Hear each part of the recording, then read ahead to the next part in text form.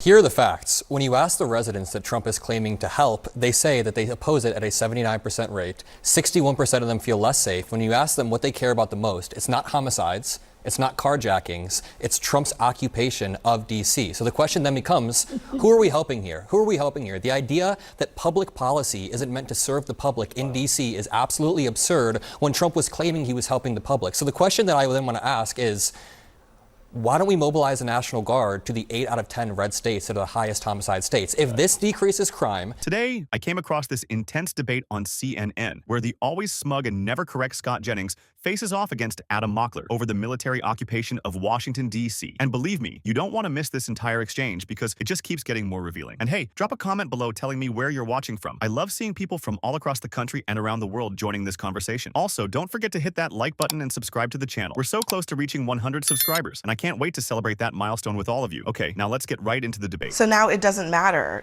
Scott Jennings, that voters are not happy with what Trump's doing, don't feel safer, all of that.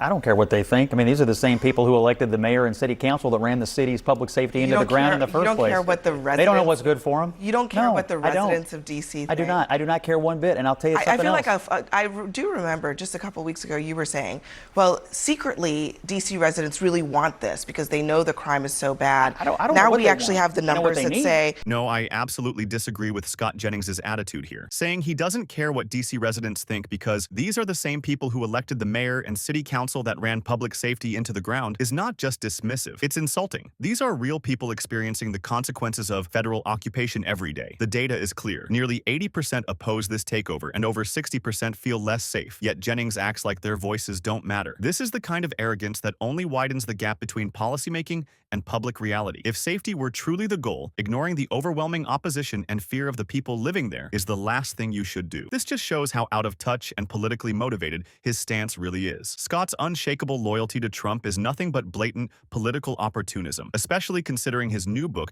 is a glowing tribute that lines his pockets while glossing over the truth. Will Trump's federal takeover reduce violent crime? 65% say no, just 20% say yes. Do you feel like the presence of federal officers makes you feel safer, more safe, 18%, less safe, 61%? Why would they say that? Here are the facts. When you ask the residents that Trump is claiming to help, they say that they oppose it at a 79% rate. 61% of them feel less safe. When you ask them what they care about the most, it's not homicides, it's not carjackings, it's Trump's occupation of D.C. So the question then becomes, who are we helping here? Who are we helping here? The idea that public policy isn't meant to serve the public in D.C. is absolutely absurd when Trump was claiming he was helping the public. So the question that I then want to ask is, why don't we mobilize the National Guard to the 8 out of 10 red states that are the highest homicide states? If this decreases crime, and that's sufficient enough to mobilize the National Guard against the explicit will of the people of D.C., why is the National Guard not marching through the streets? Scott Jennings rolling his eyes at Adam Mockler's point about crime shows how out of touch he is with reality. Mockler was clear. If the Trump administration really cared about crime, they'd be sending resources to red states with far worse violence than D.C. Take Jackson, Mississippi. It has a homicide rate of 77 per 100,000 more than 4 times D.C.'s 27.3 per 100,000. Yet Jennings acts like this obvious fact is ridiculous. This isn't ignorance, it's willful blindness to inconvenient truths. His focus is clearly more on partisan loyalty than actually addressing America's real crime problems. Ignoring these facts only deepens division and leaves people unsafe where crime is truly out of control. It's a stark reminder that political posturing often takes priority over effective policy, and that the safety of communities is too important to be used as a partisan pawn. But one thing, because what Adam just said was something that we asked here at the table yesterday. Why not address violence in all these other parts of the country? Not enough Democrats. Why, I'm not saying that President Trump should do it, but all these red state governors have the ability to mobilize their National Guards within their own states. Why aren't they doing it?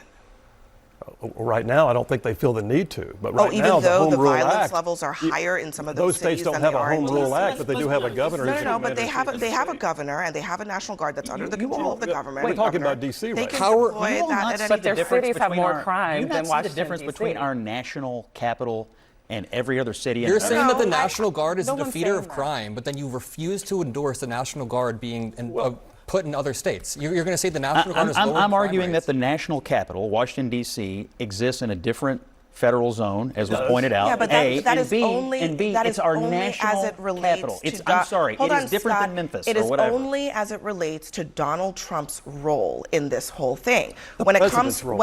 the president's, that's what I'm saying. When it comes to the rest of the country, governors have the.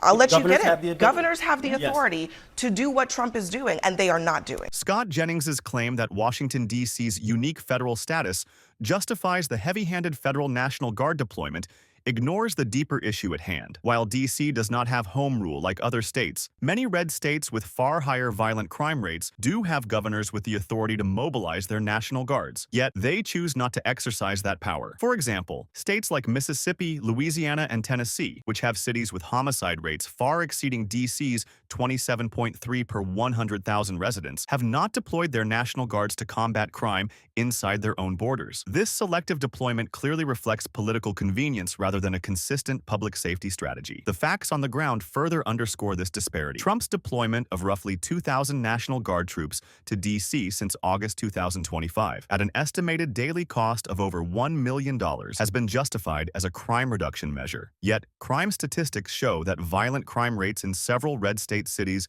remain higher. This points to a troubling inconsistency, highlighting that the focus remains more on political messaging than addressing crime where it is most severe. Moreover, the heavy federal presence in D.C., accompanied by beautification projects and patrols primarily in tourist areas rather than high-crime neighborhoods, raises questions about the true priorities behind the deployment. If crime reduction was the real goal, policies would apply fairly and uniformly across all affected communities, not just politically convenient ones. What do you think about this? Leave your thoughts in the comments, and please like and subscribe for more honest takes on America's pressing issues.